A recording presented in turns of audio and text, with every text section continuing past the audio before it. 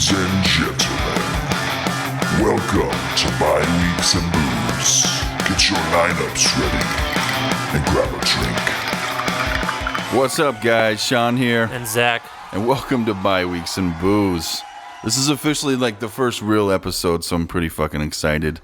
What about you, Zach? I'm really excited. And everybody, it's Cinco de Mayo. Time to get fucking drunk.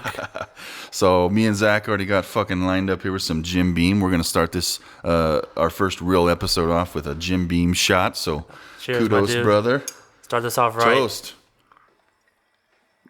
Oh, fuck me. Oh, yeah. Oh, shit the bed. So, Sean, besides the whiskey, what are you drinking over there? Oh, today. Well, I got to be honest. I got to thank your dad for this one. He's got me hooked on whiskey and ginger ale. So I go for the Jim Beam ginger ale, balling on a budget.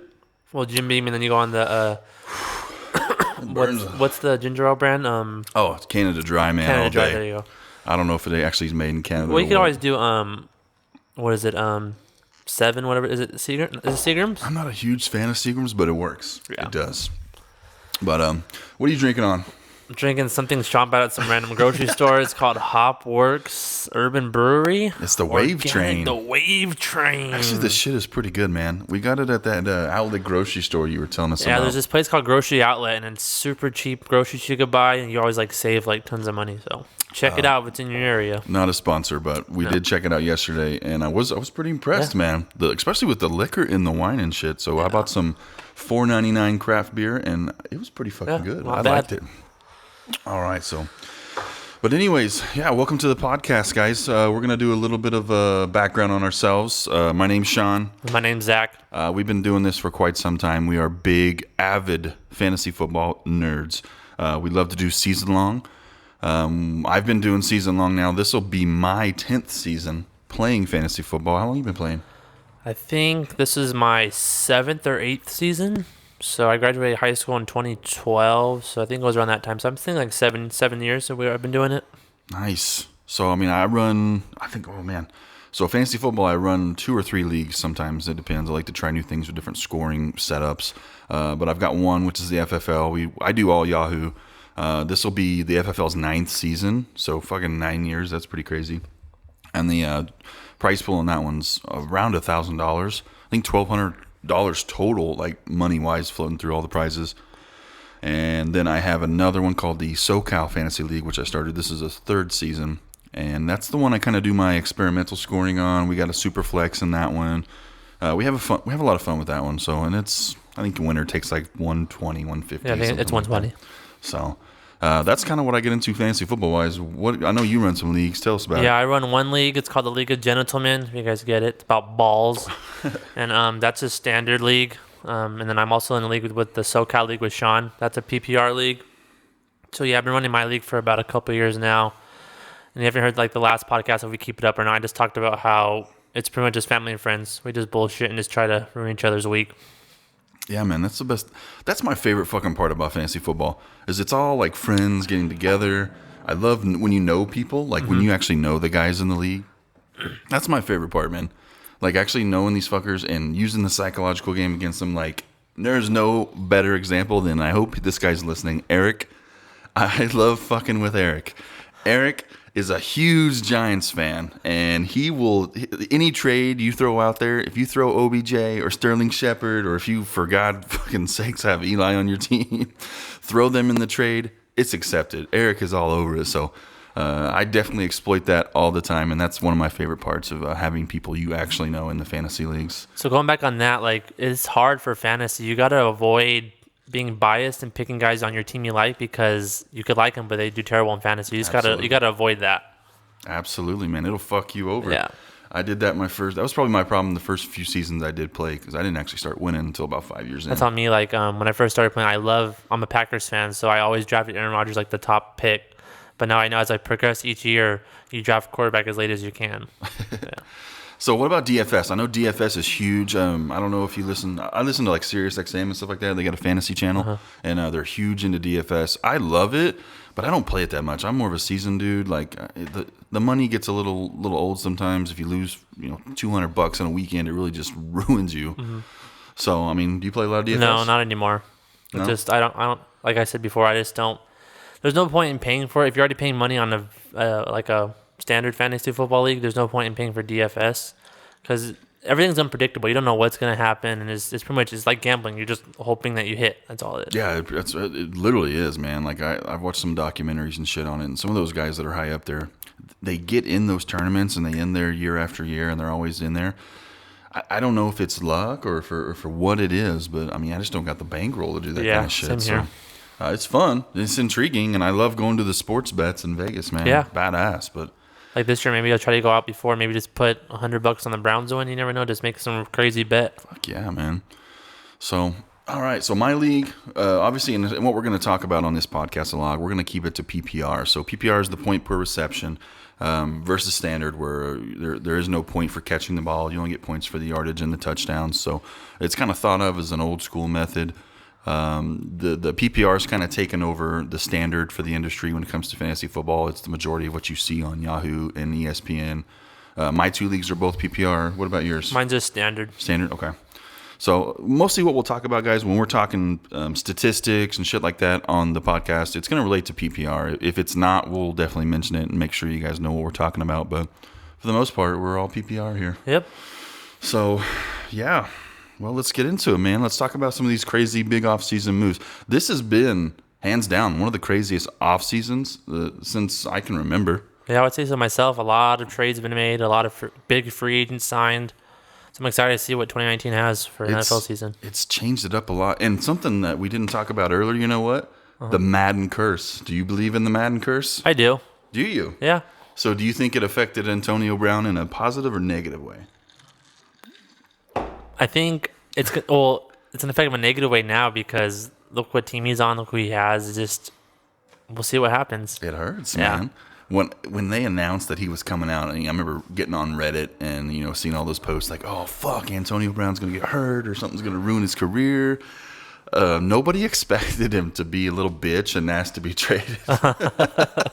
And frankly, I think he lost a ton of fans over this. I think so. I think the amount of fans he had in Pittsburgh, he probably has a quarter of those following him to the actual Raiders team. Probably less than that. He burned a lot of bridges going to the Raiders. He did, man. Play-wise, how do you see him on the Raiders? I mean, what's the dynamic there? Does he go into the same role? Probably, yeah. He's going to be the elite wide receiver, but I wrote on like one of my lists that he's not going to get as many touchdowns this year. He doesn't have a Big Ben. He's been with Big Ben for how many years? And he has a new quarterback. He has learned a new system. I don't think he's going to be. He might get the same receiving yards, but I don't think he's going to get that many touchdowns. No, I completely agree with that, man. I mean, Big Ben was not afraid to throw it up there. They would go deep, probably times when they shouldn't have. Yeah. And like Derek Carr, I mean, I think Derek Carr's really good. He struggled the last two seasons, but I think he'll bounce back a lot this year. But he's not Big Ben, and Derek cannot throw it down the field like that. So I think he's going to expect Antonio Brown to run a lot better routes and actually be a team player when it comes to that. And I think he's going to struggle. Yeah, let's hope that Antonio Brown doesn't blame Derek Carr and say, "Oh, that he overthrew me." So let's go through that hypothetically. Let's say that happens. What does Gruden do? You think Gruden takes his side and gets rid of Carr? Probably. You think so? Yeah, I mean, they spent a lot of money. They're paying a lot of money on Antonio Brown. Yeah, I mean. So let's blame the quarterback over. Yeah, I mean, I think Carr's kind of on the edge there, anyways. I don't think he's got a lot of wiggle room. But let's say this. Let's say they do get rid of Carr. Who are they going to sign? You'd have to go after somebody. I don't think you can really rely on drafts or anything like that. Yeah. They would have to go after somebody. And frankly, with Foles going to the Jaguars, I don't know who's really out there. There's Bortles. Bortles is the backup for the Rams, so that's the only. Fuck that, man. I don't know. I've drafted Bortles 2 seasons ago. It was actually the season I won, and I had to end up trading him 5 weeks in, I think, to your dad to get Andrew Luck because he had Luck and another quarterback because Blake Bortles is a big asshole, and he sucks at throwing the ball. But I don't think he's an option. But if they did get rid of him, I mean, shit, man. They've got some weapons now. You know what would be crazy? Let's hear it. If they had a lot of money. If they signed Aaron Rodgers. Ooh. Aaron Rodgers is from the Bay Area. He went to Berkeley. That's true. So, but by the time that happened, they'd be in Vegas. I know. So, yeah. But he's closer to home. Yeah, in Oakland, Regis. I don't know. It'd be a cool idea. I mean, it's always good to go over that kind of stuff because, I mean, look at this season. This off season, those kind of crazy moves happened. Mm-hmm. That shit actually happened. What's crazy about Antonio Brown is the last 6 seasons he's had over 1,000 receiving yards. Fuck. So I'm confident he'll get that again. Mm-hmm. But just the touchdown area, I think it's gonna be lackluster and be lower. See, I kind of see the opposite in my point of view because what I'm looking at is I see Antonio Brown running more routes, doing a little more chip plays, being an actual part of the offense instead of being just a home run hitter. Mm-hmm. So I think that's going to limit his yardage, but it might actually help him in the red zone because if they can actually get into the red zone, I think they're going to go after him because he's got the hands. So I actually see his touchdowns going up and his yardage maybe dipping under 1,000 this year. We'll see. Time will tell. What about our boy OBJ? I mean, everybody's talking about freaking Odell on the Browns. Now, for fans that have been fans of the NFL for the past 10 years, it's different. Mm-hmm. The Browns have been the toilet of the league for that long, and all of a sudden, it's different. They're like Super Bowl contender teams now. Absolutely, they're tough. With a snap of a finger, just boom, right there. Yeah, it's crazy, man. I mean, how do you think OBJ is going to do?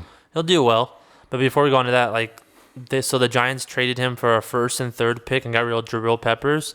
So would you think, Sean, that the trade, it works for both sides, right? It does. Yeah, that's what I'm thinking. No one really lost in the trade. Giants still got a 1st, and Jabril Peppers is a good defensive player. Jabril Peppers is very good. I thought that was the Browns' best pick, probably of the last 10 drafts. Yeah. I remember watching that and thinking if they don't pick Jabril Peppers with their first pick, they're stupid, and they end up doing it. And it hurt a little bit to see him get rid of him, but for what they got, I think it was a great move. Yeah, I say so myself. So I was saying that, Sean talking about it earlier, that OBJ goes to a team with his longtime college teammate, Jarvis Landry. Oh, man. The dynamic's going to be amazing. I'm so pumped to watch these dudes play together because LSU is not known for their offense. They're not a team or an organization that's ever prided themselves on having a crazy offense. So you got these two guys that play together in the same scheme. They've got great chemistry. They're young. They got a lot of swagger. I fucking hate that word, but it fits this moment. It fits it. And they're going to bring some crazy aspects to the Browns offense. And like I was telling, we were talking about the other day, I was like, what if you took these SEC wide receivers, these crazy talented 4 and 5 star wide receivers, and you gave them a quarterback from the Big 12? Uh-huh. It'd be fucking scary. Yeah. And guess what? That's what happened. So now you've got the Browns with a seasoned Baker Mayfield coming in off of a really good rookie campaign. Rookie of the year, right? Yeah. Uh-huh. So, and now he's coming in with weapons on each side. He's got David Njoku, or however you say it. Njoku, tight end. You got Nick Chubb. You got Kareem Hunt. You have tons and tons of weapons. There's talent all around him. So, I mean, I think the spotlight's going to be on Baker this year. Uh-huh. And if there's not success for Odell Beckham, and if it's not something that's off the field drama, it's going to fall on Baker's shoulders, I think. I think it's truly up to Baker how this season goes. So what's crazy is that the last 4 or 5 seasons, Odell Beckham has had over 1,000 yards receiving. But the problem I'm concerned with is that can he stay healthy? Yeah, that's been a big problem. He's been hurt every season. He's had injuries. Yeah. I know, 2 years ago he broke his ankle? Yeah, I can't remember exactly what it was, but he was out for quite a while. That's you can't really predict that. It's just it happens. But your ham is just he needs to stay healthy. And I think this change of scenery is good for him. He's going to one of his buddies at Jarvis Landry. It'll motivate him to work hard. Yeah, I think a lot of people can relate to the situation because, for me, I think you're a little bit younger than I am. But when people say millennials, I think of people like Odell Beckham. That's real just kind of flashy and just like, hey, I'm living for the moment. So when I see them getting together, it scares me a little bit. I think we're going to see some fucking fireworks in Cleveland. Yeah. Well, I hope that this helps boost Jarvis Landry because I had him last year on fantasy football. He didn't do so well. So I'm just hoping that this year, with Beckham being there, it draws attention away from Landry so he can get more targets. Yeah, he does. He did good in a PPR, but towards the end of the year, he really tapered off really bad. He started strong, though. But I think once defenses figured out that, hey, this is their bread and butter guy, they just double-teamed him. So I think having OBJ there, it's going to open up Jarvis a lot. Yes, sir. All right, the next guy we want to talk about is Mr. Kyler Murray. Kyler Murray. What do you think, man? I hear... you read all the pre-draft stuff about his interviews being horrible, some of the worst, interviews they've seen. Is this guy a fluke? It's hard to tell. I would say yeah. You think so? Yeah. Why? I don't know. I'm afraid of it. It's just his size. I know everyone's told size doesn't matter, but I don't know. I'm just afraid of it. I just don't know. I don't think he's really wanting to play football. I just think he should have stuck with baseball, but You think he's chasing the money? Yeah. Damn. I think he doesn't want to work hard. He wants the starting position now. Baseball would be a long couple of years, but football, he's like, I have the easy way. I'm going to start. That's what I'm thinking. Okay. I mean, I can see that. I think I'm hoping that he's one of those guys that has a personality that's just real quiet and he gets misread a lot and people are thinking, oh, he's cocky or he doesn't care to be here. The dude's got legs. He's got a crazy good arm. Yeah, he has an arm, but he's accurate close. He doesn't have he can't throw bombs, but he's super accurate close range. Yeah, and absolutely. he could scramble. So big time. Yeah. I've watched him a lot. I'm an Oklahoma State fan, so obviously Oklahoma beats our ass a lot. Boo. Go Buckeyes. Yeah, I don't know how he's going to do. This is one I'm really up in the air about.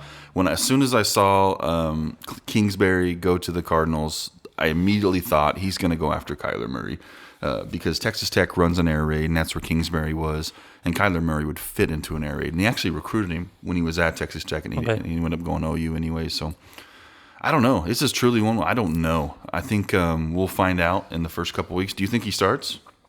Who do they have? Who's the other quarterback? Dude, to be honest, I don't know. Let's want to look it up let's look that shit up. This is the beauty of a podcast. Because everyone's saying, "Oh, he's gonna start," but I don't know. I hope the best for him, but I don't think it's gonna happen. I just hope he succeeds, but we'll see. Only time will tell. The only reason I ask is think about Jared Goff and what was their old coach's name? Fuck. Guys, just to let you know, alcohol definitely takes a factor in the memory portion of this. The longer the podcast goes, the more drunk we get, the more stuff we forget. So. Yeah, so if we have our podcast go over 3 hours, call in and say shut it off. Is guys. Blaine Gabbert still the quarterback of the Cardinals?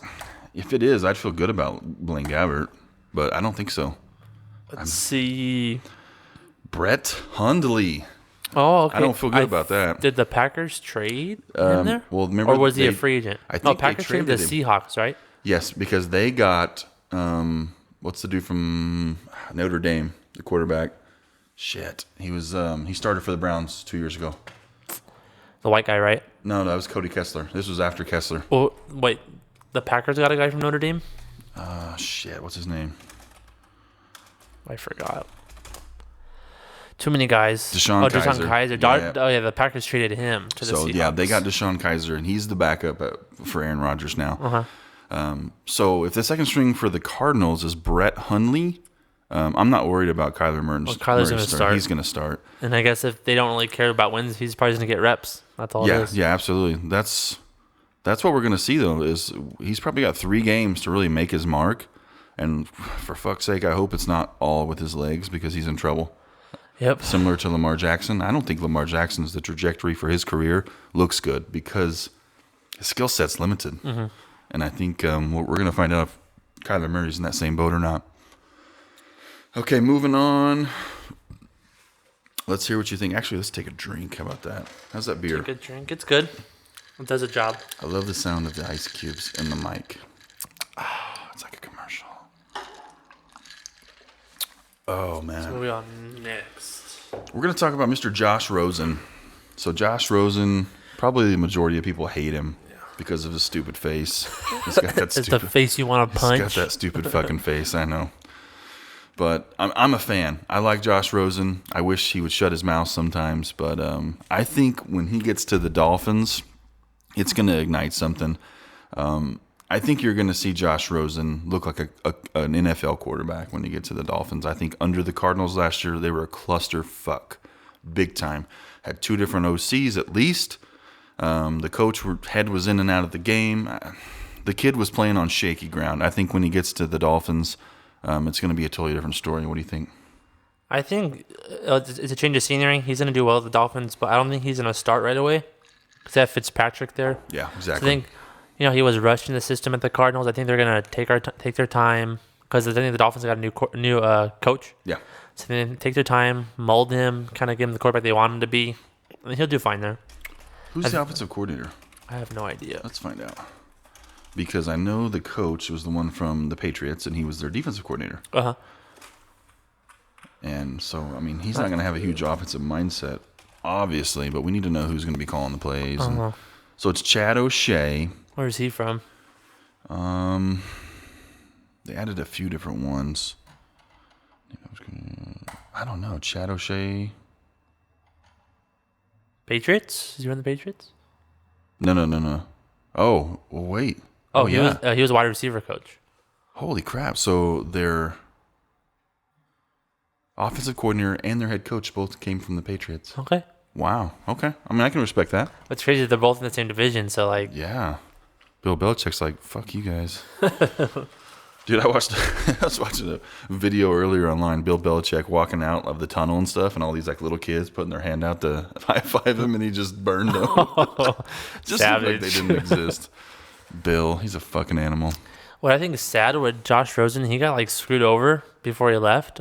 Mm-hmm. So I guess the day before the draft, he knew he was getting traded because he was hanging out with a GM or the coach, and they would make eye contact with him. He's like, he knew something was up. So that bald dude, I don't know his name, but it's the guy. I think it's the GM. It was the dude that got the DUI. And Josh Rosen, he knew right away, I'm getting traded. Yeah. I'm like, you guys could at least be a man and say, hey, we're gonna trade you. Like, thank you for being here. Yeah. Yeah. I think he kind of knew too, but that dude, the GM, I think is who I'm thinking of, was on. There's an Amazon Prime. It's like a game day special or something. They do like tradition, like rituals or some shit like that. I want to say it was on there, and I watched a little bit about him. He's a weird dude, man. He's a weird dude. And then he got a big DUI. Was it last season or the year before? And he almost lost his job, but he worked his way back in. So, I mean, more power to him. You got to do what's right for the franchise.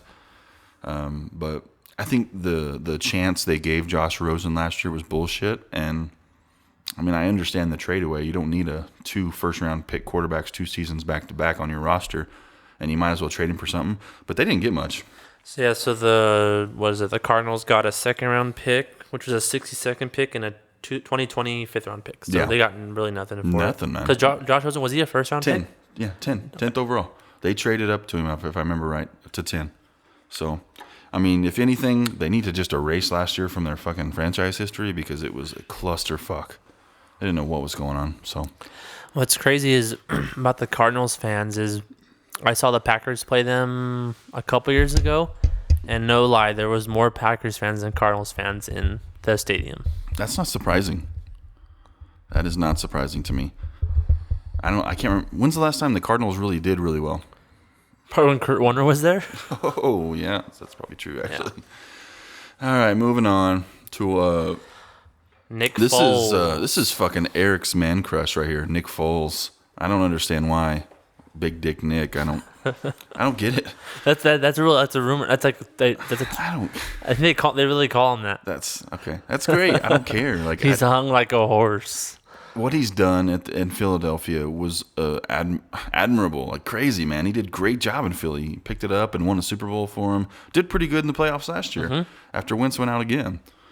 But I don't think I've watched him when he first got drafted. He just didn't have what he takes to lead a team, and maybe that's what he needed to set back up for a while and then come in and then make some big plays and then kind of get that fortitude back.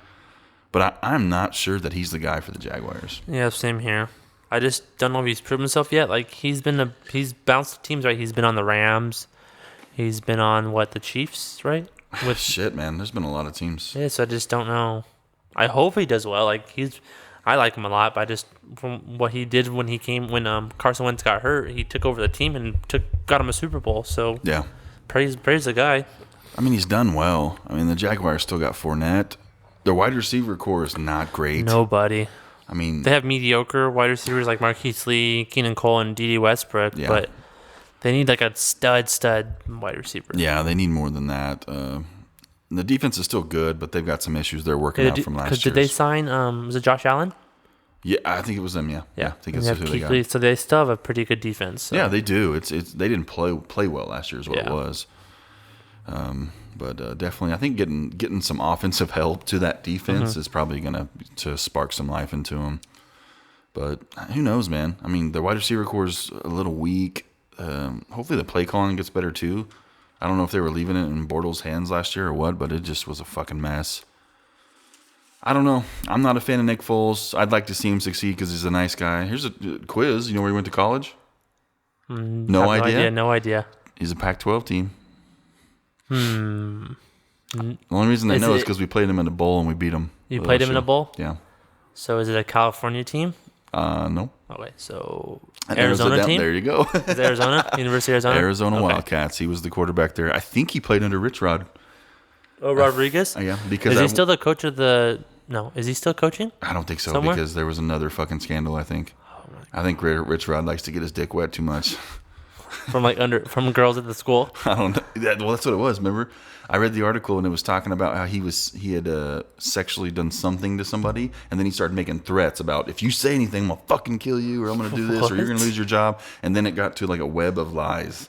Jeez. But he left. But if I remember correctly, because it's been a while and I've drank a lot since then, Nick Foles was originally supposed to go to Michigan. He was committed to Michigan with Rich Rod, and then after Rich Rod left, he followed him to Arizona. Okay, that's cool. So that could be a So let me open up this drink real quick.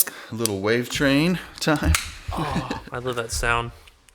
Oh man, the booze aspect to the podcast, I must say, it definitely adds a different layer. It relaxes the podcast. It makes us we're not experts here, guys. We're having fun. We're just brothers, just relaxing, just talking, shooting shit, man. Just like we did on our couch every other Sunday. Yeah. Just wait till fantasy season gets here. We're gonna fuck it up. Yeah, we're hoping that we record Sundays like today while there's games going on, so we can just shoot the shit and then just watch games live and just kind of, this happened, oh my god, and it's kind of fuck yeah, like we're watching now. We're watching Telvin Smith highlights from last year. Yep, top 100 plays from 2018 on YouTube. Telvin Smith, he's a fucking beast. Dude, Jarrell Casey too. He's a big unsung hero. Titans. Yeah, Titans are gonna have a crazy time this year.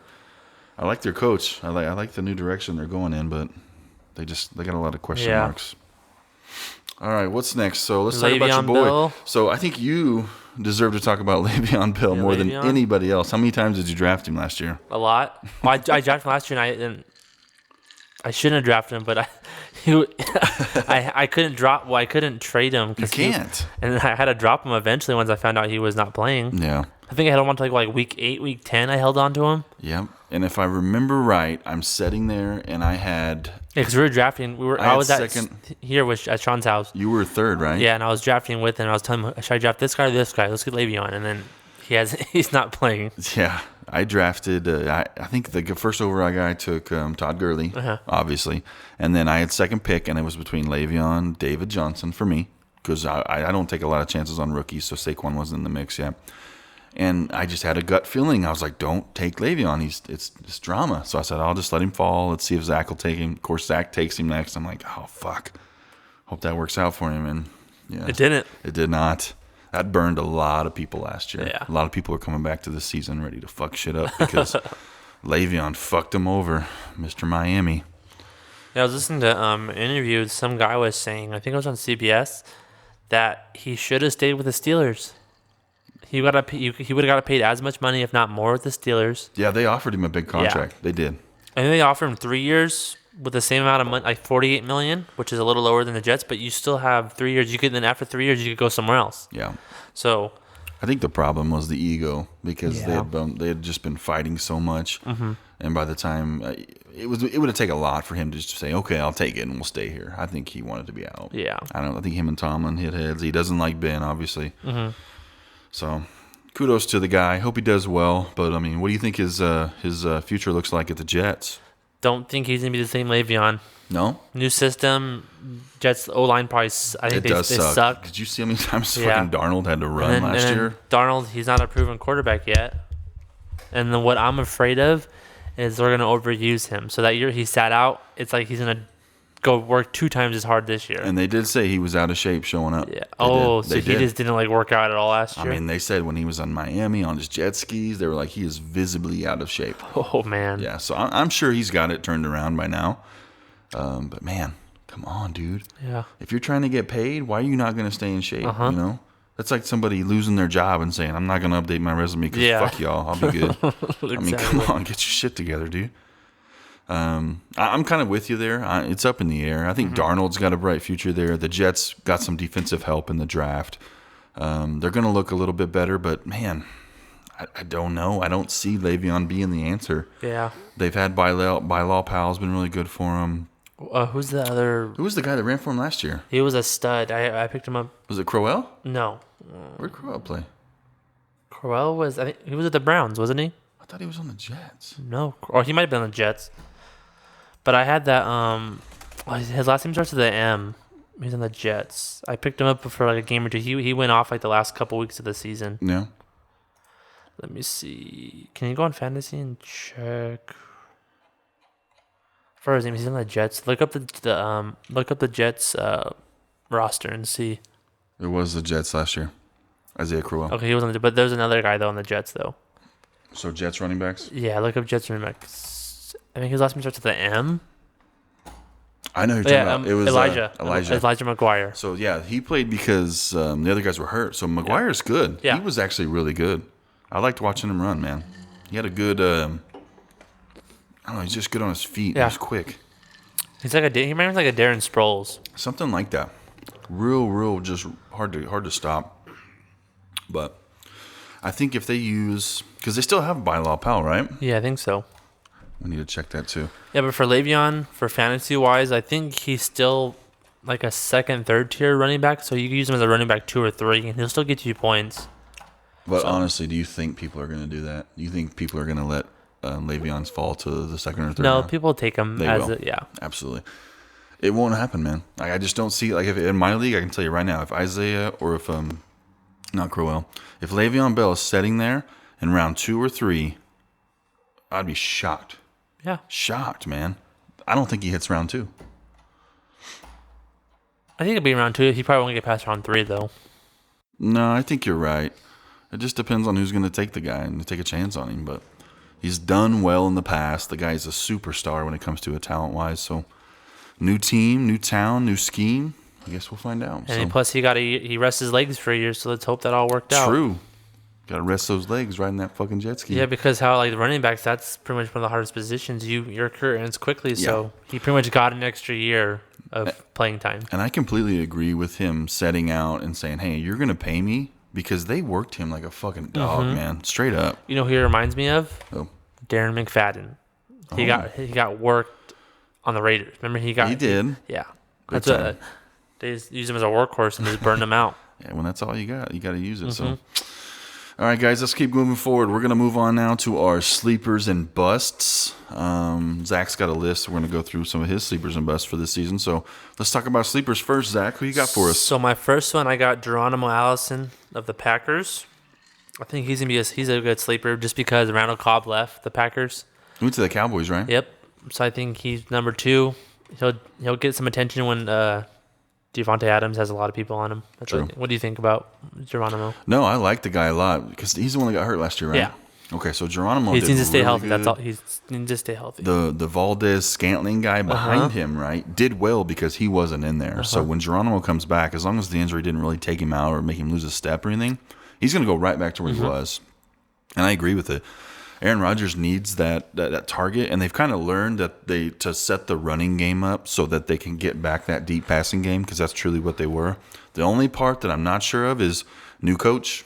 Yep. What's going on with Who's it? coaching there now? To be fucking honest, I'm not sure. In comes Google. Because I love Mike McCarthy. It just sucks that he had to go, but Matt LaFleur. That's right. They went after Is he from the Titans? He was like the offensive coordinator. Oh, the Titans, right? I think so, yeah.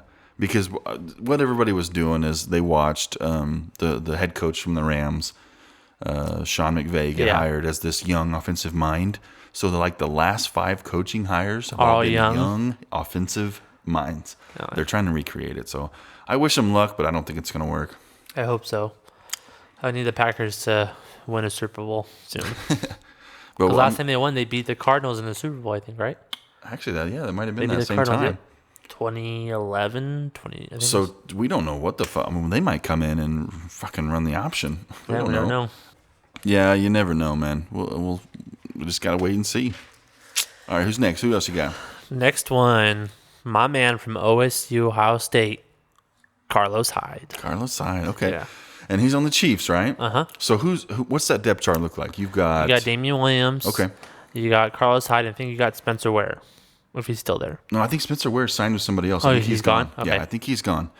So, which is good for him. I think Carlos Hyde might be able to outstep Damian Williams. Damian Williams is a decent running back. He's out of OU. He was always a quick guy. He was always a complimentary piece. He's never, ever been the guy. The sole guy, yeah. Never, ever. And I think you're going to see that shine through this year because I think what they'll start doing is once defensive figure out Damian Williams' game, which is a lot of those dump-off passes and safety valves, that they're going to either double team him or find a way to shut him down, and they're going to have to go back to the regular run game, and that's going to be Carlos Hyde. Yep.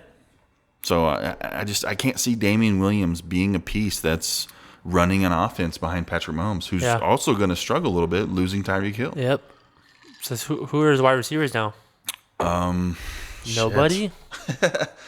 Let's see, man. That's what beautiful. I really don't. I think there's one guy. I really don't know who he can throw to now. Well, I mean, Albert Wilson's there, right? Oh, Sammy Watkins. That's okay. right. So Tyreek's gone. Sammy becomes your main possession receiver. Garrick Dieter. I don't. It's when you have Sammy Watkins and Kelsey. That's all you have. I think it's Sammy Coates. So Chris Conley. I think Chris Conley left, I thought. Demarcus Robinson's not bad. Oh, Kelvin. Or was that a 1 year they signed him to? Who? Kelvin Benjamin. They signed him in there last year. So I don't know if he's still there. Man, they'd be dumb not to pick it up at least for this year. Well, just sign him for a 1 year deal just to figure out what to do. And I know they drafted somebody that's very similar to Tyreek Hill in the draft. Yeah. A wide receiver that was like super small and fast. Has speed. But I mean, to be honest, I watched Tyreek Hill in college live at OSU, and the dude is fucking unreal. He is not. You can't just find somebody fast to replace Tyreek Hill. He is a ball player. He knows how to get up. I mean, watch the guy go up and contest a double team against him on a 45-yard pass. He's like 5'10". He jumps up and get between them and gets it. That's not something you can teach. That's natural talent. So I think they're gonna have a tough time replacing him. Sammy Watkins can't stay healthy long enough to become relevant in the fantasy game anymore. I think they're going to struggle. I think Patty Mahomes is going to either blow up Travis Kelce all the time or dump it off to Damian until he gets hurt. So it sucks that I'm going ahead of it, but I think probably Mahomes probably be a bust this year. I'm thinking he's going to have a big drop off. It's not going to be. It's not his fault necessarily. It's the people around him. Yeah. He's not going to be. Yeah. I agree with that. He's going to take a big hit, I think. Who else you got? You any more sleepers? So I got some honorable mentions, Sean. If you could just kind of pick off the guys at list and maybe just talk about some of these guys. So I wrote Ito Smith with the Falcons. Ito. So Telvin Coleman. Tevin Coleman. Tevin Coleman signed with the 49ers. Yeah, he's gone, which is, man, I love Tevin Coleman. I draft him every year as a flex. He's always my flex guy. Dude, he's legit. So he's gone. So now you've got Devontae Freeman and Ito Smith. Ito did really well last year when he took over the role. What I've been saying for about 2 years now when it comes to Devonta Freeman is that his injuries are a lot more serious than we think. Yeah. So before this last major injury, which was ankle or knee or something like that? I think it was his knee. It was all concussions. If you look at it, it's scary. Yeah. So this guy would go out and he would be 2-3 weeks at a time from a concussion. So if you've ever saw somebody play like that, once they get so many, there's a point where they're going to get close to shutting it down. So my concern with Devonta Freeman is he takes a big shot early on, and it's Ito Smith's game again, and then they shut his career down. So I would say if you draft Devontae Freeman, you might want to handcuff Ito Smith. Absolutely. Just hold on to him. He's one of those ones you would have to handcuff. You can't rely on him just by himself. Yeah. So the next guy is Deshaun Hamilton from the Broncos. Don't know a whole lot about the guy. I'm intrigued by the Broncos offense because they got Flacco coming in and they did draft Drew Lock, which I don't think Lock will see the field this year. I think he's going to just be studying. Elway loves to go after QBs like that you would think in your mind would sound good. But man, his record for it is just not really good so far. Drafting and going after who he has. I'm hoping Flacco will kind of give him some breathing room to make some other moves, but Flacco is not the long-term answer. Yeah, there. no. So he really needs to do a lot of work getting Drew Lock ready. But if they can develop the passing game, they still got a solid defense, and I think they'll be fine. I mean, I'm not familiar with this dude. Well, this pretty much what did he call it? If Emmanuel Sanders, if he's still hurt, he's a number one. So. Oh, absolutely. I had Emmanuel last year, man. Yeah. He was great. He did the Achilles, wasn't it? I think so, yeah. Man, that's a rough one to come back from. Yep. So now I got Philip Dorsett of the Patriots. I love Philip Dorsett. Bill Belichick has a huge history of going after former like top 10 or top 5 draft picks that have fizzled out, and Philip Dorsett's a perfect example of that.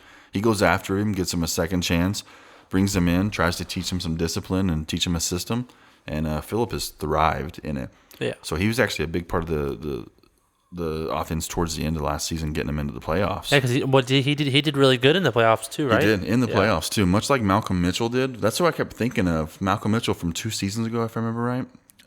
He actually won me some when I won the championship. I had Malcolm Mitchell in there, and he kind of slid into that role of that Malcolm Mitchell where he played a lot of slot, a little bit on the outside, just kind of worked around Edelman, and then kind of picked off what he needed to. So I like Philip Dorsett. The dynamic in the Patriots is going to change a lot with Gronk gone. It is. Yep. There's no home run hitter anymore. There's no big bruiser running down the field that might be left open. They've got to scheme it a lot differently now. So we're just going to have to see. I don't know. I think Phil Dorsett's not going anywhere, but I don't think you're going to see his name in lights quite just yet. Yeah. I have a guy that it's been pretty good this year. Jimmy Garoppolo. Oh, Jimmy G. Yeah. I love Jimmy G, man. Yeah. I think it was a terrible shame what happened to him last year, and we didn't get to see it. The dude has a ton of potential. Great arm, smooth mechanics, really quick release. And the GM there is building a team around him. I like what they're doing in San Francisco. They got some good draft picks in the draft this year. Debo. Yeah. Debo Samuel. Yep. Yeah. Freaking Bosa, man. And Nick Bosa. Oh. I don't think people I'm are talking excited for enough him. about him. Yeah. Nick Bosa, bro. So I'm pumped for that. I think it's going to because be really good. Jimmy G you have Marquise Goodwin behind him. You have Dante Pettis, Debo Samuel. I guess they just signed Jordan Matthews. So they have a lot of weapons on the wide receiver They end. signed Jordan Matthews? Yeah. Wow. Okay. Then plus you have 3 good running backs: Matt Breida, Tevin Coleman, and Jerick McKinnon. So I'll give you my take on that real quick. I've always liked Jerick McKinnon when he was in the Vikings. I thought he was good. I do not think he's a starting running back. yeah, I think Matt Breida is a starting running back that can't keep his fucking ankles healthy. He is amazing. So now you throw Tevin Coleman into the mix. I think what you have to do is get away from the belief that, and I fucking, as a fantasy football player, I hate running back by committees. Yeah. But this is what San Francisco needs. You've got to put a committee there for them to stay healthy and to get you some wins. Now, that reminds me of the Patriots. Patriots are running back by committee, right? Yeah, absolutely. You have Sony Michel. You have Rex Burkhead. Rex Burkhead. Yep. You got James White, who second in the league in receptions last year. That's behind crazy. Yeah. Wait, so he was second in the league in receptions. So he was behind a wide receiver. No. This is for running backs. Oh, running backs, okay. But like when you think of running backs, you wouldn't think of somebody like that. You know, Christian McCaffrey is number one, obviously. But second, James White, who's on the part of a 4 running back committee. That's fucking crazy, man. And then Burkhead, not too far behind him because it was an average based on games. It's crazy. Nuts, man. So the last sleeper I have is Sterling Shepard of the Giants. I fucking love Sterling Shepard. But guess what? I fucking hate Eli. Eli's got that. He's got a very serious condition, and I don't like to joke about it, but they call it in the industry dumb face. And I have, if our buddy Eric wasn't such a big fucking Giants fan, it would not be this fun to make fun of Eli, but I have so much fun. Deep down, I respect the dude. He's a good quarterback. He's in a bad organization who doesn't know how to put a team together. I'm hoping they get some momentum based off Saquon Barkley last year because Saquon is an absolute talent. Sterling Shepard's a great wide receiver. He is not a wide receiver one. He has always been a very good complementary piece, especially in college when he went to OU. So I'm concerned that even if they do get the chance to throw the ball, that it's the wide receiver game's not really going to be there. They've got the good tight end, and what's his name? For who? Giants. Oh, I can't think of him right now. I could see his face right now, but he's injury prone too, though. He is Evan Ingram. Evan Ingram, there you go. So Evan Ingram but he's super good, man. He is a stud. And he's going to have to be a part of that offense now that there really is no OBJ to draw off those defenders. So I'm concerned that when they really get out there and play, they're going to shut Sterling Shepard down, and it's going to have to open up for these mediocre guys that just might not be able to get the job done. Yep. So I think we covered all the sleepers, right? That Yeah. we're thinking of. What do we got next? Got Busts? some busts. So we already covered Le'Veon and Antonio Brown. Anything to elaborate on that, or you think we've pretty Not much really. covered? I think we've touched everything on those guys. Let's see. Another bust. What about Dalvin Cook? Okay, so my take on Dalvin is a great talent, dude. He is awesome. He knows how to run. He's quick. He knows how to break, but he's not healthy, and he has a hell of a time staying healthy. Minnesota loves to run ground and pound in between when they're throwing the ball, so I think they're going to struggle. I think they're going to push Dalvin Cook until he gets hurt because they're going to run him the same way they did last year when they had Latavius Murray behind him, that little insurance policy, which they no longer have. Can you look up the backup to him real fast? Back up to who? To Dalvin. If they had a good, but I don't think they've signed anybody. Vikings roster. Yeah. The one thing, guys, I thought they got somebody. they have to have somebody, but guys, Murray usually by this left. time of year, when it gets fantasy football season, I'll have every running back memorized, every roster spot. We're just a little early. Still a So. little early, a couple months early, but that's okay. So I just saw his name right here. Is it? It's not. No, Asiata was playing in the AFL. They got him. Huh? Amir Abdullah. Shut up. They got Yeah. Abdullah? He was on the Lions, right? Yeah. And they let him go. They released him. Yeah, they must have released him. Okay. I dig that. I like that. Okay. But, I mean, Amir Abdullah is a good, solid backup. That's all they have. But that's not going to be enough.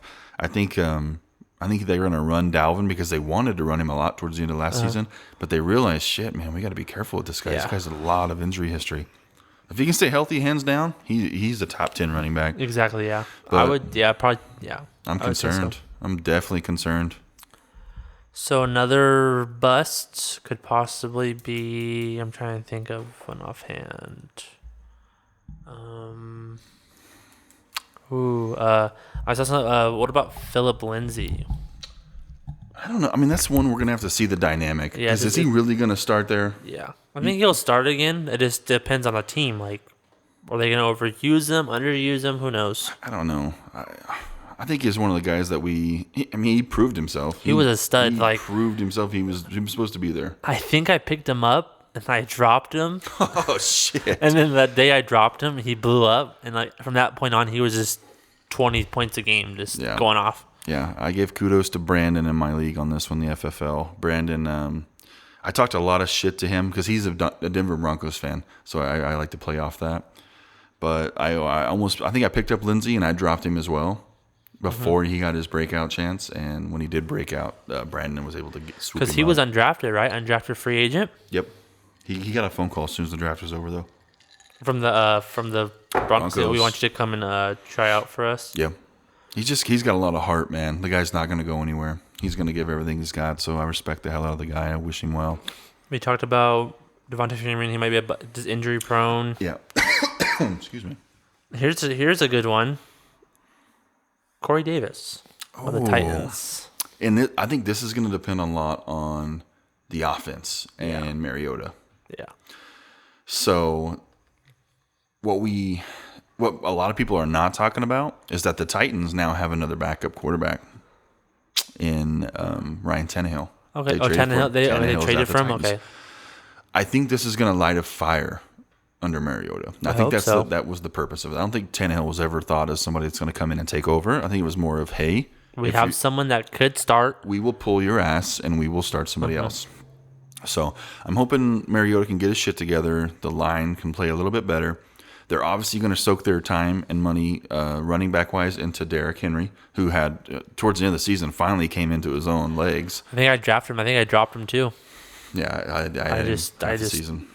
Too long to. You can't wait. waiting. Yeah, you can't. And I mean, probably 10% of the people that owned him actually started him the week that Yeah. he put up 60 points. But Corey Davis is a hell of a talent. He's got great hands. He runs good routes. He's a wide receiver one that just cannot seem to grow into his body or something. It's just a little awkward. He gets some good passes and he'll drop them, or he can't seem to reel them in. I don't know what the problem is, to be honest, because there's so many problems at Tennessee Yeah. on the offensive side of the ball last season that I don't have any faith in Corey until the offensive problems get fixed. He's not that top tier receiver, but when you think of, sheer talent, I would put him beside somebody like Sterling Shepard, but with a higher ceiling. Okay. I think he could do much better. Yeah. But I wouldn't be surprised if he was a bust this year. I don't think he's going to be a sleeper. No, yeah, so no. I think he's just more maybe likely to be a bust. Float, just kind of just stay under the radar, just kind of just work his way through the season. Yeah, I mean, I hope he becomes the guy that can get you 12 points a week. Yeah. That's a solid wide receiver too. But what they're paying him for, what they're hoping is I don't think it's plausible. I really don't. So I think you're right there. I think that's it off the bus. We talked kind of about Patrick Mahomes kind of being a bust, not necessarily of his talent, just because of the people around him. Yeah, and it's kind of unfair to say bust, but compared to what he did last year, Yeah. it's going to look like a bust because I don't think he's going to do it. He's just no Tyreek Hill. You have a year for the whole league to know what you're doing now. You've been in the spotlight. It's very common for the teams to figure it out and shut it down. What's funny is he's on the Madden cover, I think. Exactly what I was thinking. So Madden curse. Exactly, man. Because, Mahomes, if you listen to this, because you're on the cover, that's why Tyreek Hill is not playing anymore. It's your fucking fault, man. Way to go. Yeah. So now on to the rookies. So, Sean, I'm not familiar with the rookies, so maybe I'll just list some guys and maybe go off of them. Oh, we can. I'm seriously not great on them either. Yeah, I mean, the few rookies that I know, I mean, my biggest potential ones. Go off your list. Do you have a couple of rookies you think you're going to pull off? Okay. So two. So, and I read an article just a couple of days ago that came out on N'Keal Harry. N'Keal Harry was drafted the very last pick of the first round by the New England Patriots, which if you watch the video, by the way, you'll be able to see that perfect example of Bill Belichick lack of personality, because he finally gets a hold of this guy on the phone and goes, "Congratulations, you're a New England Patriot. I can't wait to see you here." Click. That was fucking it. This guy's over there crying in tears and his family's hugging him. Bill Belichick's acting like he just sold an old pair of shoes on Lego. So yeah, but for the Patriots, though, you got to be happy to go to that team. You got to be super pumped, man. Yeah. So I think just team wise, he's in a great spot because he's got the size. He's a possession receiver. He was called a poor man's Randy Moss. That's what they're calling him. So if he exhibits those skills at all, people are fucked because that's what they need. You got Edelman that can go under the middle, go through the slot, and catch them. These passes that should not be caught. Yeah. And if you've got that weapon on the outside, it's going to draw them out and give him space. And if they go after Edelman, then you got N'Keal Harry on the edge. But then N'Keal Harry, if it's like Randy Moss, he go over the top and catch it over people. Exactly, man. So I think N'Keal Harry's going to have a big role in this offense as long as Josh Gordon stays out. Yeah. Because they do have the rights to Josh Gordon. Yeah. Who knows where it's going to go. But I think he's kind of the knockoff Josh Gordon, to be honest. But I think he's still brighter than that. I think he's going to have a better career. Yeah. He's starting from the ground up. So the other one's a little less heard of. This guy went, I want to say, in the 4th round. Okay. Marquise Brown. Where did he go to? Oklahoma. Oklahoma. So his nickname was Hollywood Brown, and the reason why, and I'm not going to say the reason, but a big part of why he's so good, you know who his cousin is? Who's his cousin? Antonio Brown. They're like blood, they're related? Okay. Yeah. So Marquise Brown is a little guy. He reminds me a lot of... Ooh, I can't even think of it right now. So he's a little guy? He's a smaller guy that knows how to get up and play big. Okay, so think Tyreek Hill, how small he is. He can play big. Big, get your body up there and still grab those catches. But he's not as small as Tyreek, and he's not as fast. Okay. But he has got that playmaker, crazy mentality. So the same way we thought when Kenny Stills came out of Oklahoma and went to the league, he had a big playmaker ability. Marquise Brown is better than that. Okay. Which will translate to the NFL probably about the same way Kenny Stills was, which is like a wide receiver 3 or 4 with I think big Kenny playability. Stills probably a 4 with a big playability. Yeah. So, but I think he'll sneak in there on the Ravens though, because the reason why I put him under here with the biggest potential is he reminds me a lot of John Brown, but I think he's better than John Brown. Okay. So John Brown also has the sickle cell trait, so knocks him out of a lot of games. It keeps him unhealthy. Because he just doesn't feel good. Yeah. Yeah, he's just sick. So I think Marquise Brown coming in healthy, similar, makeup as him, is going to come in and just take him over. Yeah. So I think it's going to open up a lot of opportunities for Marquise Brown early on a team that is kind of trying to find itself offensively. The only worry I've got is obviously the quarterback. Yeah, Lamar Jackson. Can he throw the ball to him? Can he force the ball to him? I mean, because he's a fucking runner, man. Like, can't teach an old dog new tricks. So Yep. That's my take. So I got a couple rookies too. I'm not too familiar with the rookies, but Sean, if you can help me out. My first rookie, I got DK Metcalf Oh, going to the Seahawks. This guy, I think he's unbelievable. excited. He's like a one of a kind, like a unicorn. Did you see Pete Carroll take his shirt off and have the Yeah, I team saw meeting? that. That's But did you fucking hear awesome. the phone call? Like D came out, he was like hysterically crying, like, "Oh, thank you." Like Are he you was so serious? grateful. And then Pete Carroll's like, "You're okay, man. Like we're glad to have you here. Like we can't wait for you to work." Like it was like, No shit. Yeah. That's cool to hear that, Yeah, man. like Because they that's want- how, if I got drafted, dude, I'd be balling. but did he get? You think he should have got drafted earlier? Should have. Yeah, Absolutely. Because he fell pretty He far, fell right? to the second round. They But thought what- he was going to be the first one. But who was drafted ahead of him? N'Keal Harry. There was like 4. Okay. 3 or 4. He was projected as the number 1 overall wide receiver in the draft. Okay. And he ended up going as the 4th or 5th. Why? It just did it fit the scheme? I think it was just because Overhyped? people I don't know. overhyped his body and his frame so much that in the past that's happened and it's not translated well to the NFL. Which I think this kid's a little different because they've had some great wide receivers. I think he's from Ole Miss, right? Yeah, Ole Yeah. Miss. They had they got drafted two yeah. guys out of the top. Yeah. So I think the kid's good. I think he's going to prove a lot to him. Yeah. But I think they were very apprehensive because of the last few wide receivers that did come out that were in that kind of shape really failed. Okay. So it's just a product of the system. Yeah, I think he'll do well. Just the Seahawks offense, they don't really throw a lot. No, they're ground and pound, man. They Yeah. do. Chris Carson, they worked him to death. Yeah. So and then plus Doug Baldwin's his career's Probably done. I going to think. retire. They're Which expecting him sucks. to. I drafted him last year. He was on and off, injury Yeah. prone. So I hope DK Metcalf could take his place and make big plays. Yeah, I think he'll be intriguing. Yeah. If nothing else.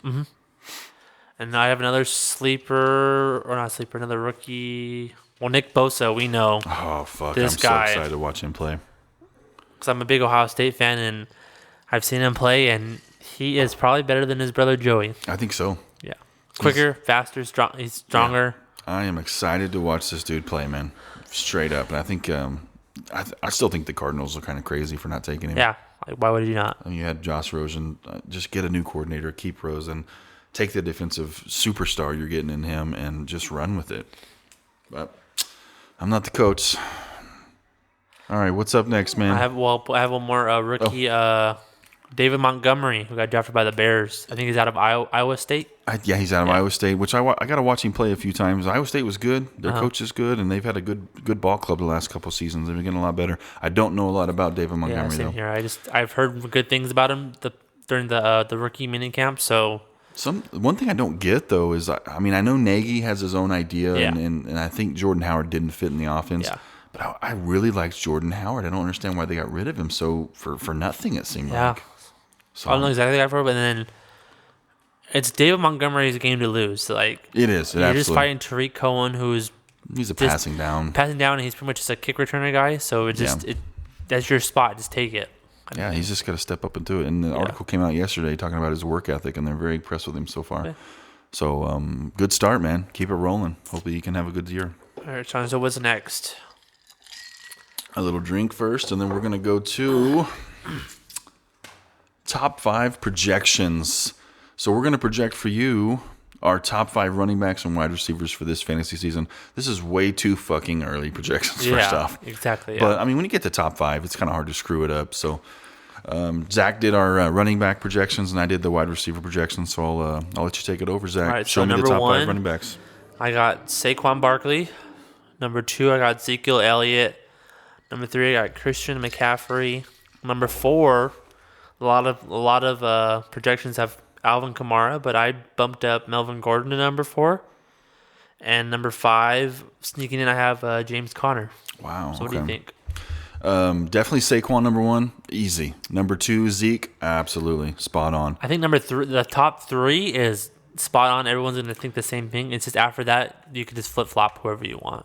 Christian McCaffrey will be great in the PPR, but I don't think he's going to be number 3. Okay. I think from what I've read already, they need to give him more rest. Did you see the picture of that dude that came out the other day? Now what happened? Oh my God, let's look this shit up. This is unreal, man. A picture of McCaffrey. Yes, so he is fucking buffed up like crazy. So he perked up this offseason. What's funny is when he was on Stanford, he was scrawny, wasn't he? Big time. Yeah. Oh man, when did it come out? Let's see. Jack. Yeah, it says Christian McCaffrey, Jack with New York pumped up Post photo. posted this. Let's see. He's only 22. Look at Oh, his dude, fucking he is arms, man. He is You see those yoked. fucking arms? Oh man. So it looks like Christian was like, hey, man, they worked the shit on me last year. I'm going to put in my time, and I'm going to make it even easier on myself. But at the same time, the Carolina Panthers were looking at it as like, look, we got lucky he didn't get hurt. We need to tone it down. I think they're going to tone him down a lot. I think they're going to run somebody else a majority of the time. Who's the backup for the? Cameron Artis Payne. They love the dude. He's been there forever, I think. Man. Yeah. Is what's his face still there? What's the big guy? The Mike Tolbert. Mike Tolbert. I don't think Tolbert's still there. He's that touchdown guy. Right I think he's gone. I want to say he might be at the Bills. he's But I could be that wrong. 1 yard goal line guy. Does it get you that touchdown? Absolutely, man. So I don't know. I think McCaffrey, I'd put him more to 5. And I would honestly slide up either Melvin Gordon, who I think the Chargers are going to keep their crazy strong offense going this season. Either Melvin Gordon, and I am loving James Conner. I think they're going to dive into him head first. He's going to take over. I mean, you got the chance to see it last year. Look how good he did, man. But yeah, I think for the most part, you're spot on right there. I just would move Christian McCaffrey down a little bit. So maybe make Christian McCaffrey 4, Melvin Gordon 3. Yeah, I would probably swap those two and then leave Connor at 5, just to make sure. I want to see him a little bit without. And then 6 through 10, I just have you still have Kamara, Gurley, Bell, Johnson, and Chubb. So yeah, and we all know Gurley dropped because of the knee issue this year. So I think if Gurley was healthy, he'd probably be top 3. Yeah. Absolutely. And I could even see James Conner and Gurley swapping places in that top 5, and that's just something we're going to know closer to the season. Yeah. So I mean, just eyeball test and what we know right now. This is what we're going off of. So, no, I'm with you on that. Okay, now Sean, you got the wide receivers. All right, wide receivers. So this first overall dude, I drafted last year. It was the first time I ever drafted him. I've never been a fan of his, and totally turned me around on him last year. That's Mr. DeAndre Hopkins. A lot of people are saying him in the best overall wide receiver just from the position he's in. Keeping the workload. The dude's hands are unreal. Yeah. Like I said, I wasn't a believer in DeAndre Hopkins until last season because I had him and I was able to watch him a lot. Holy fuck, man. He shut me up. The dude is unreal. He is an absolute freak. I think he's going to get the ball just as much as he did last year. They've still got Will Fuller. They've still got Kiki Kuti. But I think his role is so carved in. All he's waiting on is his quarterback to come around. Yeah. So Deshaun Watkins, as he gets better and gets more comfortable, Hopkins is going to get better. Yeah, but Watson, he's good. Very good, man. Because before he got hurt, he was MVP of the league. Yeah. Yeah. And just, If the Texans had a running back that would just shut people down, they would be a top team. Like the last straight up. running back they had was it Arian Foster was the last stud running back they had? Yeah. They were expecting Deonta Foreman to be the man, but the guy can't get over an Achilles injury. Oh, they were going to get him? They've been trying to get him in, but he had an Achilles. His rookie year was last year, if I remember right. Okay. And he didn't play at all. He's number 1, though. Number 2, a lot of people disagree with me on. This one mostly is just workload. Mr. Julio Jones. Yeah. So if you look, Julio is not a touchdown guy. He had probably under 10 touchdowns last year, I'd bet. Because I drafted him last year, and he gets you the receiving. Yeah, in a but PPR. it's because touchdowns, they just go for the nobodies. Like, what's his face gets touchdowns. I could see him. Well, Austin Hooper would get a lot of touchdowns. Hooper. There's 2 wide receivers that I'm thinking of. Shit, what's the other wide receiver? Harry Douglas is still there, right? I think he might be. Oh, I don't know. I'm There's thinking another of Sanu, Mohamed Sanu. Oh, Mohamed Sanu, there you go. Yeah, that's who I'm thinking of would get a lot of them. And they love to dump off to the running backs, too. So then you got those guys lined up. But I think Julio this year will step into a little bit bigger role. I think they're going to force the ball to him in the red zone. I think there's been so many changes at offensive coordinator and just the offensive schemes in Atlanta the last few years that this is going to give them the chance to build off that platform of saying, let's keep shit together and let's just get better each year. So I think Julio is going to continue that monster games, getting fucking 12 to 15 targets a game, and he's going to score, man. I think he's going to be big. So Moving on to number 3. I know you're a fan of this guy. Yep. So I got a close place in my heart for this dude because I went after him as a rookie on a total whim, and he paid off, Mr. Michael Thomas. Heck yeah. Dude, I mean, what else do you need to say about Michael Thomas? Drew Brees at the helm. He's obviously the far, far ahead of anybody else, number 1 receiver there. The guy is a beast. You actually saw last year him start to come into his own, to get more confident and outspoken. He's a true superstar, man. He really is. And I think now that they've got rid of Ingram, they get a focus on Kamara and just that offense and getting them going. I think you're going to see him a lot more this year. With just the confidence keeps building in him, and I think he's going to earn that number 3 spot. Yeah, because the Saints, they have Ted Ginn, who's always home run hitter. Yeah. And then you have Taquan Smith, I think it is. Taquan. Traquan. Yeah, there you go. And Traquan, they have high hopes for him. So. Yeah, the guy's good, man. He's going to be a very good wide receiver. He did good last year, just kind of in flashes. So, yeah. But moving on to the next one, number 4 for me, Mr. Devontae Adams, somebody I know you're familiar with. Yeah, my Green Bay Packer right there. So, I mean, there's a couple question marks there. I mean, we know what he can do. He did a damn good job last season at all kinds of points. I mean, he's the main guy there, but new coach. I mean, you don't know how it's going to come. He's an offensive-minded guy, Matt LaFleur, but he might be a running game guru. He might be a fan of slants or keeping it low key. Yeah. I mean, what would you do? I'd throw it to Devontae. I mean, you'd be smart too. Yeah. You don't want to go in somewhere and say, "Hey, this worked really well. Let's not do that." But I think Devontae will have a good season. There's gonna be somebody else, just like you said with the sleepers with Geronimo. Yeah. I think he's bound to have a big season. But Devontae's gonna keep that rolling in Green Bay, I think. And then number 5, which I think by the end of the season will be definitely in the top 3, probably overtaking Julio, Mr. Odell Beckham Jr. Yeah, he just got a lot of mouth work to overcome. The dude just talks a lot, so he's coming into a new system with a new team. But the one thing you got to remember is he's got his buddy there, so the chemistry's already started. I think Baker Mayfield's the perfect kind of quarterback for him to be in that system. So I think once they work out the kinks, it's going to be scary. Yeah. I think it's going to be real scary. So, yeah, there's my top 5. So, yeah, there you have it. Way too early top 5 running backs and wide receivers for us here at Bye Weeks and Booze. Yeah, man, we're about an hour and 7 minutes in, bro. About to wrap it up. So I think at the end of every podcast, we're going to do a thing we call Bold and Boozy. Yeah. Which is pretty much we're just going to make predictions for the season. Kind of just some crazy stuff we think is going to happen. So, Sean, you got anything you think is going to happen this year? I mean, I haven't really dove too deep into this kind of stuff yet, but I think there's going to be one bold prediction I'll tell you off the top of my head is I think Sterling Shepard's going to be a top 20 wide receiver. Think so? Yeah, I mean legitimately, not because the kid's good. But I think the Giants will get it together enough because a lot of people are going to go after Saquon because they know the kind of season he had last year, which is going to finally open up the passing game, and it's going to go to Sterling. Okay. So I think I see Sterling as a top 20 legitimate wide receiver. That's a big one for me. And then the other one is I think the Raiders are going to suck again. Yeah. I think they are going to be go back to the Raiders of old.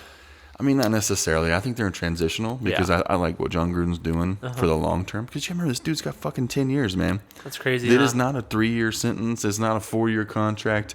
He is locked up for 10 years. So what rush is he in? You know? So, I mean, but I think they're gonna struggle again. I think it's gonna piss Antonio Brown off, and he's gonna go really quiet towards the end of the season. I think he's gonna find his focus on finally focus on something else. What's crazy about the Raiders, I think, this year they're not playing in the Coliseum. Are they playing in the Coliseum? I think they finally got the contract back to play in Oakland, right? Okay, because I know there was rumors saying they were going to play at... for a while, they were. It was T-Mobile. Is it T-Mobile Park? No, Oracle Park, which is where the Giants play at. So they had a contract there, so... I think at last minute they came through and finally did figure something out where they were staying. Yeah, because I just saw an Oakland A's game 3 weeks ago, and it's a pretty nice stadium. Like, it's old, but it's still like, it's the old vibe. I like it. Yeah. I enjoy it. I've heard rough things about it. The area is not so good, but I enjoy it. I've heard that about all of Oakland. Yeah. I heard Oakland, there's this graffiti everywhere on That's kind of what I picture it like. Like you just show up and you just keep it constantly touching your back pocket, make sure your wallet's there. I have a bad habit about that. What about you? What's your bold and boozy? Got a big one right here, guys. Let's hear it. Browns will win their division, and I think they're gonna go 10-6. Oh shit. Yeah. Okay, I can get behind that one. Because they went 7-8 last year. So As long as the chemistry is there early on, I think that is very possible. yeah. Very much so. And the prediction I have is it's just pretty likely. I think Juju Smith-Schuster will have more receiving yards than Antonio Brown. Okay. Yeah, I definitely get behind that one. I Especially think last year he had that, right? Or no? Did he have more receiving? I think he did have more receiving yards than him, did he? I'm not sure. Or it was close? He probably had more but- receptions. Yeah. Easily, but I'm not sure. And my last one, this is probably will never happen, but I hope it happens. Ryan Shazier will make one appearance in an NFL game. I'm not laughing because it's me. It's a far fetched one for me. I mean, the guy just was dancing the other day for the first time. He was and that dancing, was a big deal. dancing at his wedding, so I mean, first off, it's phenomenal. 18 months and he's already walking, he's Yeah. dancing. It's crazy. It's I phenomenal. hear his spinal cord. It's crazy. It's going to be a monumental day when that guy gets back on the Do you field. think he'll come back though? Absolutely. Yeah. I think it might take him longer than he wants, but look how fucking determined he is, man. And the Steelers are still paying him right now. So what else do you He's have to kind look of for? like a player coach kind of right now. Yeah. Yeah. I think he'll do well, and I think he'll come back. Not necessarily this season, but I hope so. I think he'll be back. Yeah. Pray for the guy. That's all that matters. Yeah. What do you think the biggest like number one injury we're gonna see first? What's your bold prediction on that? Who's the biggest superstar that goes down first? I think Gurley's gonna get hurt again. Oh, really? Yeah. That would be devastating. Yeah. And then they would be looking at them going, "Why the fuck did we not sign C.J. Anderson?" Yeah, exactly. But they signed some other running backs. So. They did, and they've Whatever got his name good. is. I mean, they got Malcolm Brown and the guy they just drafted. They've got talent back there, but why would you skip on somebody that's fucking proven? They did it. He did it for you in the playoffs. Like, I don't understand it.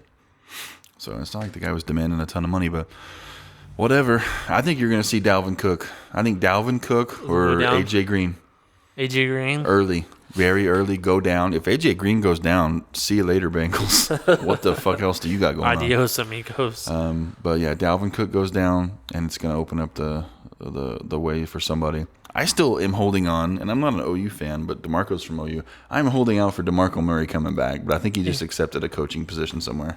Is he coaching in NFL? I can't remember. I saw an article, and I can't Look it remember. Yeah, let's check it out. But he took a coaching position. Because I thought he was going to come back last year and play.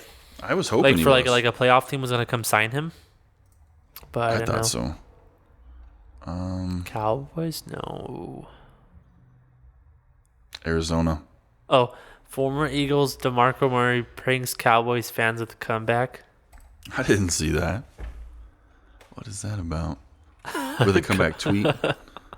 What was his tweet? Can you see his tweet somewhere? They usually do a screenshot. He said, after much consideration and thought, excited to be back with my man Jason Witten at the Dallas Cowboys, 2 Russian champs in the same backfield.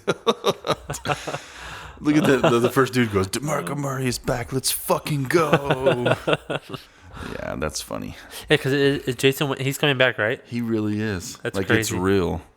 All they need is DeMarco and Tony Romo to come back out of retirement. Right? You got the gang back. Jeez, man. I think DeMarco still has some juice left in He him, still so I was does. hoping to see him come back. But yeah, it is what it is, boy. All right, man. I think that's all for the time we have today, guys. I think I've had enough booze. It's not even 5 o'clock yet. I still got more to drink, guys. All right, guys. So thanks for hanging out with us today. I am Sean. I am Zach, and happy Cinco de Mayo, everybody. Yeah, Please happy stay Cinco de safe Mayo. out there. Drink heavy. Play hard. Be safe, guys. This is Bye Weeks and Booze. We will see you next week. Later on. Bye.